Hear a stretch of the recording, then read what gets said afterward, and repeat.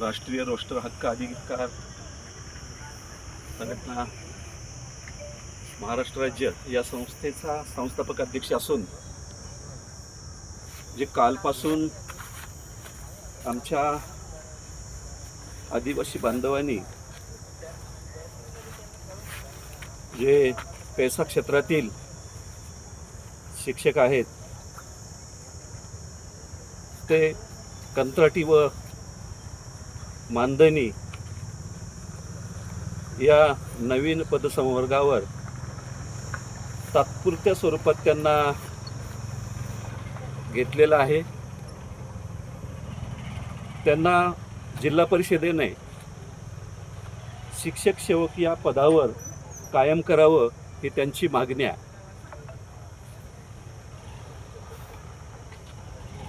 महाराष्ट्रात नाशिक जिल्हा हा आदिवासींचा जिल्हा म्हणून संपूर्ण महाराष्ट्र नव्हे तर भारतात प्रसिद्ध आहे. प्रत्येक वर्षी बिगर जाहिरातीची 20% भरती करणं आवश्यक होतं, परंतु या इथल्या जातीयवादी अधिकाऱ्यांनी प्रत्येक वर्षी पैसा क्षेत्रातली 20% प्रमाणे जी भरती करायला पाहिजे होती ती न केल्यामुळे आज इथं दिसणारे बरेचसे शिक्षक जे आहेत ते मला असं वाटतं की 2017च्या अगोदरचे TAT किंवा म्हणजे B.Ed झालेले होते, त्यांना त्यावेळेला टेटची आणि ह्याची पण आवश्यकता नव्हती. मग प्रत्येक वर्षाला 20% जर प्रमाणे जर भरती केली असती तर ज्यांचं वय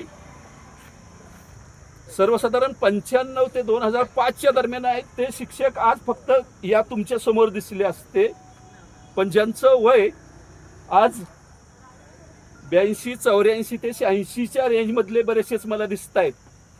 हे आज परमनंट होऊन या जिल्ह्यामध्ये परमनंट होऊन सर्वसाधारण 10 ते 15 वर्ष सेवा त्यांची झाली असती, पण या जातीयवादी अधिकाऱ्यांनी पैसा क्षेत्रातलं 20%ची पदं खाली करून न दिल्यामुळे, त्या पदावर भरती न करून दिल्यामुळे आज त्यांचं एवढं मोठं प्रचंड नुकसान झालेलं आहे की ज्यांची काही सेवा, काहींचं वयसुद्धा आत्ता संपण्याच्या याच्यावर आहे.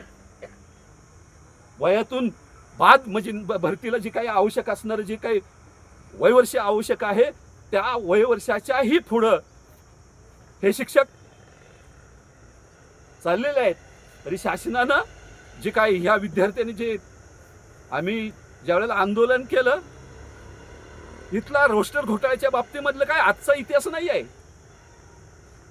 जो काही 21ला रोस्टर केला त्यामध्ये रिक्त पदे पैसा क्षेत्रातली सर्वसाधारण 1100 ते 1200 असताना केवळ 389 पदं ही रोस्टरला मंजूर करून दाखवली. ती बोगस आकडा आपल्या समोर ठेवला. जर सर्वसाधारण 1100 पदाचा जर ठेवला असता तर 1100च्या इथं जे असणारे मला वाटतंय 900 ते 950च्या दरम्यान इथले जे B.Ed धारक किंवा म्हणजे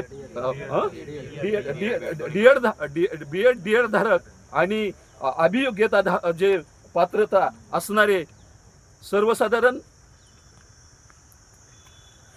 किती आहेत सर साधारण, परंतु 800 ते 850 म्हणजे 800 ते 850 पात्र आहेत आणि या जिल्ह्यामध्ये सर्वसाधारण 1100 पदं रिक्त आहेत. ही सर्वाच्या सर्व पात्रताधारकांना जर घेतलं असतं तरी सुद्धा पदं रिक्त झाली असती, परंतु जातीवाद्यांनी या रोस्टर घोटाळा करून 389 पदं दाखवली. आज त्यानंतर त्या 389 पदापैकी 464 लोकांना म्हणजे घेतलेलं आहे. म्हणजेच ती 100% पदं भरली. तुम्ही असं दाखवता, भास करता, अरे पण 1100 संविधानाचं नुकसान होतं. आंबेडकरवादी ठामपणे माझ्या आदिवासींच्या नव्हे तर आरक्षणाच्या पाठीशी उभा राहतो. हे त्यांच्या पाठीशी मी उभा राहायला आलेला आहे. मी आज म्हणजे सर्वांच्या समोर इथं तुम्हाला शब्द देतो की 311 पदे नव्हे तर 1100 पदे रिक्त आहेत हे दाखवल्याशिवाय मी पुन्हा साताऱ्याकडे जाणार नाही. एवढंच बोलतो आणि थांबतो. जय भीम, जय भारत.